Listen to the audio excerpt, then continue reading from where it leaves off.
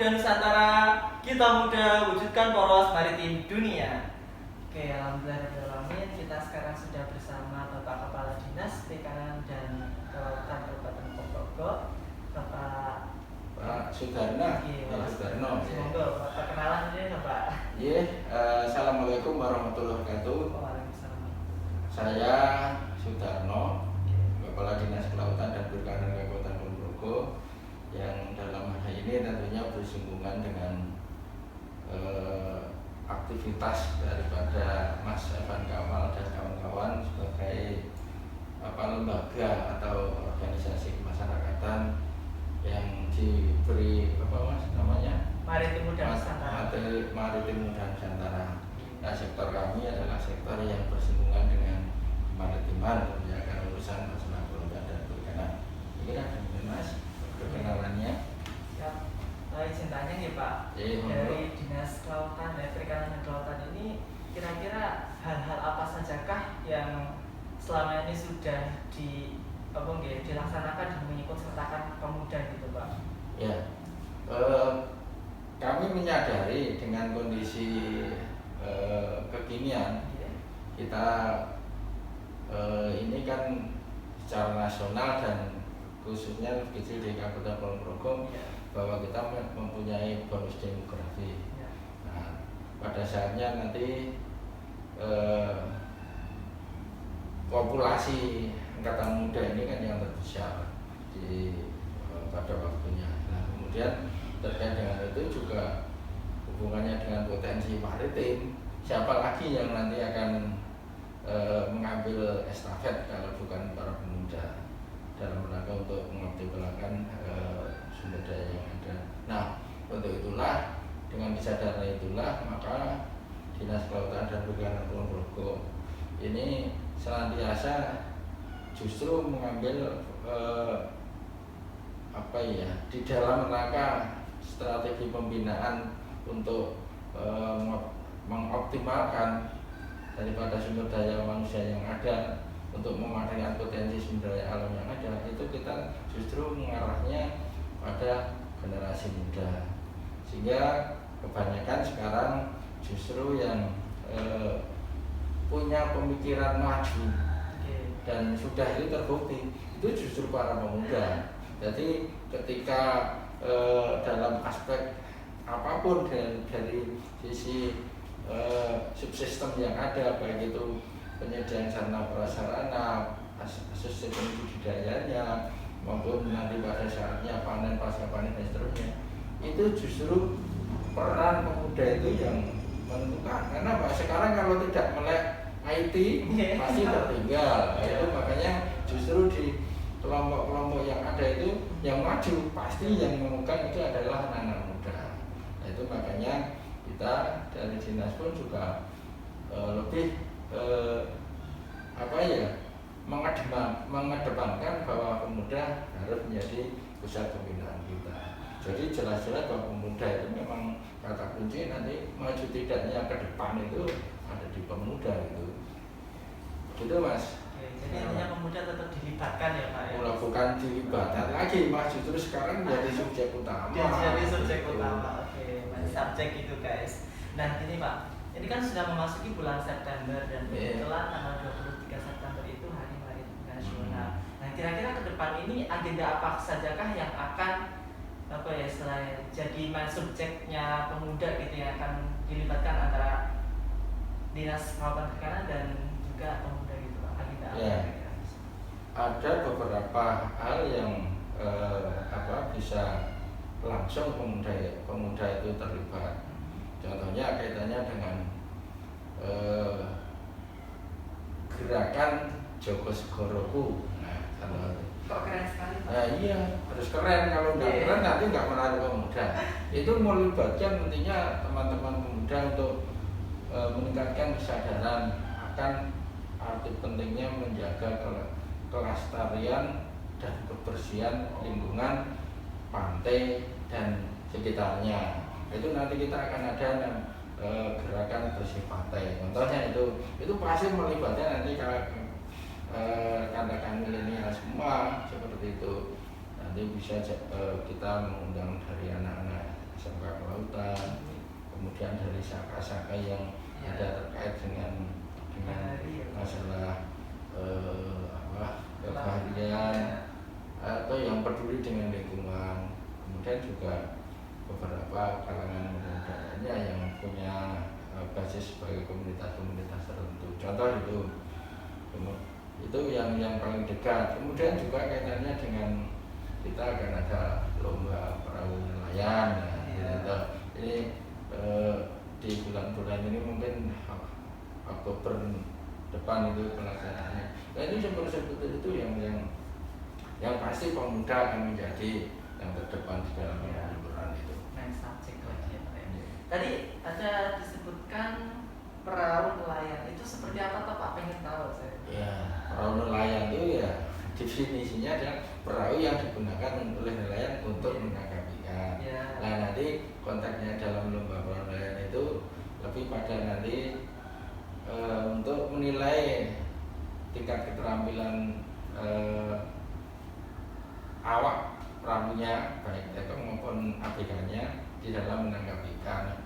Indikatornya apa ya, nanti dibandingkan antar peserta jumlah ikan yang didapat dan nilai ikan gitu. Jadi ada apa ya, belum tentu yang jumlahnya banyak nilainya yang besar. Tergantung jenis ikan juga gitu. Itu artinya kan itu penilaian itu akan fair. Dalam ketentuannya nanti silahkan menggunakan alat tangkap apapun sesuai dengan pemahaman mereka hari pada saat pelaksanaan itu kira-kira menurut feeling mereka atau menurut kemampuan mereka menggunakan perangkat yang sudah tersedia mengakses informasi dan teknologi akan banyak jenis ikan apa kan gitu. Nah, itu kan tahu akhirnya ya itu termasuk yang diuji karena satu dari sisi pemahaman akan data dan informasi. Nah, kemudian keterampilannya dia sendiri untuk menentukan alat jenis alat tangkap yang digunakan dan tentunya juga kemahiran dia sendiri pada saat menangkap gitu. Berarti untuk alatnya tidak dibatasi ya Pak? Enggak, yang dibatasi hanya pada harus alat yang ramah lingkungan. Jadi bukan terlalu barang enggak boleh. Itu semuanya harus alat-alat yang ramah lingkungan yang diizinkan menurut ketentuan gubernur. Tadi sudah bahas tentang perahu nelayan dan juga alat yang untuk menangkap ikan itu harus ramah lingkungan. Sekarang kita beralih ke ini Pak, Sustainable Development Goals. Itu kan banyak sekali poin-poin yang sudah tercantum di situ Pak. Salah satunya ada tentang stunting. Kebetulan saya juga penggiat di istilahnya lembaga masyarakat yang peduli akan hal tersebut. Kan untuk pemenuhan nutrisi itu dari ikan sangat besar sekali Pak ya. Pun katakanlah omega dari ikan itu sangat berperan aktif untuk meningkatkan kecerdasan anak dan sebagainya. Upaya dari Dinas Perikanan dan Kelautan Kulon Progo selama ini agar meningkatkan tingkat konsumsi ikan masyarakat sejauh mana gitu? Ya, jadi terkait dengan penanganan stunting di Kulon Progo ini, Bapak Bupati kan sudah mengeluarkan suatu keputusan yang melibatkan semua OPD atau semua instansi itu harus berperan serta. Nah, termasuk di dalamnya adalah Dinas Kelautan dan Perikanan, selain leading sektornya ada di Dinas Kesehatan. Nah, kemudian memang kenyataannya di Kulon Progo masih ada beberapa desa yang masuk kategori ya penetapan masih menurut indikatornya itu masih ditetapkan sebagai desa stunting lah. Nah, itu. Kemudian sudah disadari bahwa salah satu yang bisa mencegah kalau stunting itu terjadi kan nggak bisa ya, mencegah itu adalah dari sisi penyediaan pangan yang bergizi. Nah, salah satunya adalah pangan dari ikan. Dan kesadaran itu sebenarnya sudah dibangun beberapa tahun yang lalu dan kata kuncinya memang kita harus meningkatkan budaya makan ikan dari masyarakat. Nah, karena seperti yang sudah dengan saya sampaikan, kandungan ikan itu dari sisi gizinya kan tidak diragukan lagi. Ada proteinnya yang kandungannya tinggi, kemudian ada asam amino tertentu seperti omega 3, omega 6, 9 dan seterusnya yang mungkin itu kandungannya tertinggi dan terbaik dari sisi sumber bahan pangan yang lain. Kemudian juga kandungan lemaknya yang lemak jenuh ya, yang tidak lemak jahat dan seterusnya. Nah, kemudian dalam beberapa kebijakannya Pak Bupati itu sudah menetapkan bahwa dalam penyaluran bantuan pangan non tunai pun dan juga bantuan yang diberikan pada masyarakat yang rentan, itu intervensinya di sana Bapak Bupati menetapkan harus komponen ikan itu masuk di dalamnya. Jadi bantuan pangan non tunai itu juga ikan masuk di dalamnya. Jadi mereka yang kurang beruntung itu bisa dipastikan malah mendapatkan suplai ikan dari kebijakan itu, termasuk juga pada saat PKH dan seterusnya. Jadi itu salah satu di antara upaya dari kebijakan. Ada anggaran sekian miliar yang disalurkan tiap bulannya, sebagian di dalamnya adalah untuk membeli ikan itu. Nah, ini untuk yang seperti itu saja, untuk masyarakat yang kurang beruntung yang menjadi kelompok penerima manfaat ya, ibarat kalau bahasa tugasnya adalah yang masuk kategori miskin ini, dibantu dengan seperti itu. Sebulannya tidak kurang 87 ton yang disampaikan kepada mereka sebagai penerima itu.